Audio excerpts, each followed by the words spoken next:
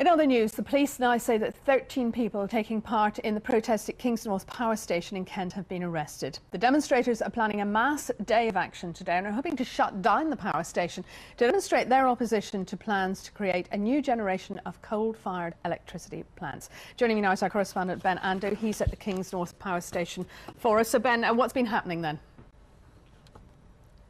This morning, and it's hard to be sure of exact numbers, but we understand between 1,500 and 2,000 protests who have been camping out here on the Hoo Peninsula have moved towards the power station. Now, the main group of them, including families and children and demonstrators with banging drums and chanting, have moved down a direct line towards the front entrance, the main gate of the power station. But what are others doing? We've seen smaller groups moving around, and these demonstrators have made no secret of their plan to, if they can, scale the perimeter fence, get through into the power station, and if they can, find some way to close it down. As well as the 13 arrests you mentioned, a further 4 demonstrators were arrested this morning on the River Medway by police at Upnor. They were trying to launch a boat, and the Medway Rivers Authority has already obtained special directions banning boats from the river because of plans for a raft regatta, which the demonstrators said would make their point, but which police say would be dangerous.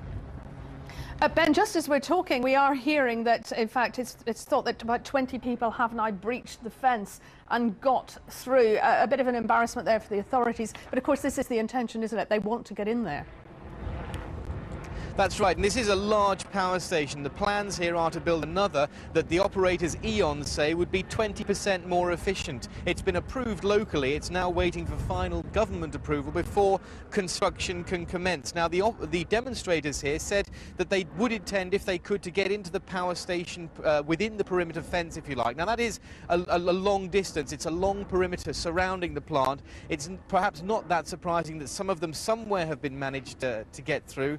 We did see demonstrators this morning who said that small groups would be breaking away, seeking to find a weakness that they could exploit. E.ON have warned any demonstrators against trespassing on the grounds of the power station, not least because they say it's not, in their words, an adventure playground. It's very dangerous, and they could put themselves at risk and put the workers inside the plant at risk too. OK, Ben, for the moment, thank you very much indeed.